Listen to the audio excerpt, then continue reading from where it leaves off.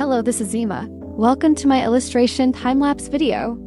Since I'm Korean, my English might sound a bit awkward. And this is a TTS voice, so I hope you understand.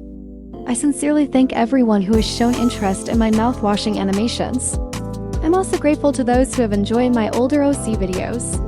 Originally, this channel was dedicated to my OC content, but since they aren't well-known characters, they didn't get much popularity.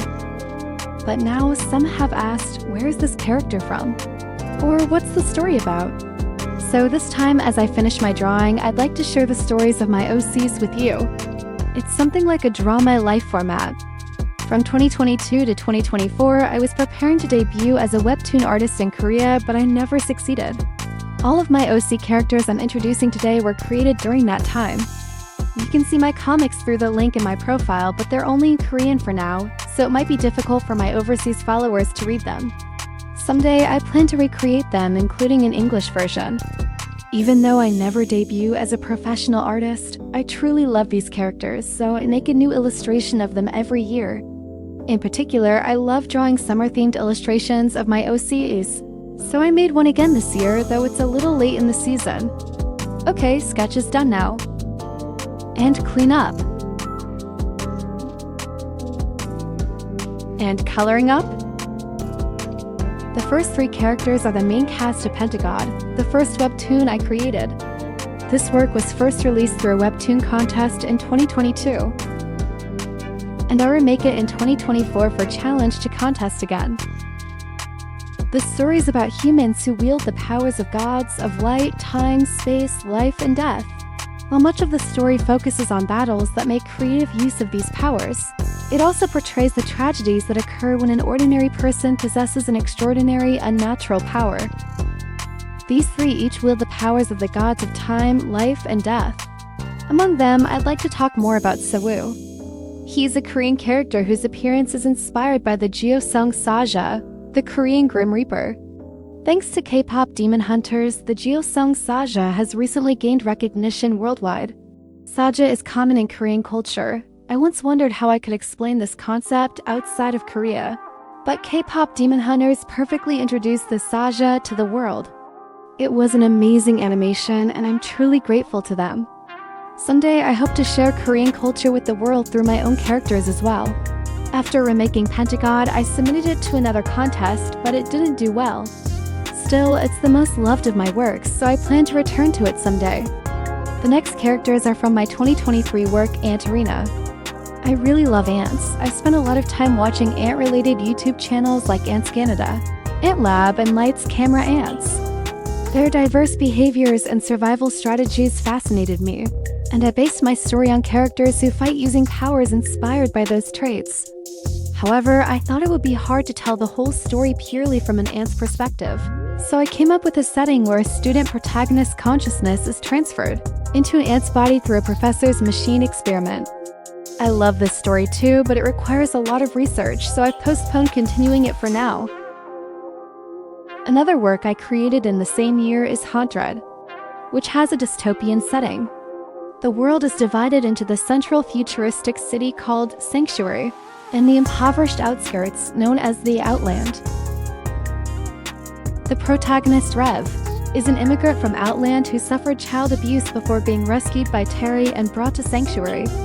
Later, Rev follows in Terry's footsteps, rescuing children from the Outland, but unlike Terry, he takes on an anti-heroic role, sometimes killing parents and forcibly taking the children away. The story deals with themes like domestic abuse, the moral dilemmas of vigilantism, and the tension between immigrants and city residents. Since it's a relatively short story, it's one I'd like to release first if I start working on it again. Here's my 2024 work, L Shooter, is about a high school girls' soccer team. The protagonist is bullied by another school's soccer club, but through soccer, she overcomes her fears and inspires hope in others. This was inspired by my own experience playing soccer and by the announcement of a sports webtoon contest. I made the main character a shyer, less athletic girl so that female readers could feel more comfortable starting soccer themselves. I wanted to give them a chance to experience a wider variety of sports. The contest entry didn't win, so I couldn't reveal the rest of the members, but I hope to restart it someday. So that's about it for my OC description. Thanks for sticking through the long explanation. Now all that's left is working on the background and adding shading and lighting to bring it all together. Once again, I want to thank the Mouthwashing fandom. Your support and interest have been a huge encouragement to me after so many years of setbacks. At the time, I was feeling burnt out from years of unsuccessful webtoon attempts when I came across mouthwashing game thumbnails on YouTube. I mean, who could scroll past Curly's bandaged face? And most mouthwashing video thumbnails probably use that image. I first watched a playthrough and quickly fell in love with the delicate storytelling of this 2-hour game. I bought the game right away and played it myself. As an aspiring writer, I try to consume a lot of different works, but it's rare for me to get this deeply absorbed. Then the mouthwashing video I made for fun started picking up in the algorithm, and somehow here we are. I never expected this to happen, thank you again. Then, as if by fate, just a few days after my mouthwashing videos started gaining attention, one of my favorite YouTuber, Cory Kenshin, suddenly appeared with his own comic book, Monsters We Make. I was shocked.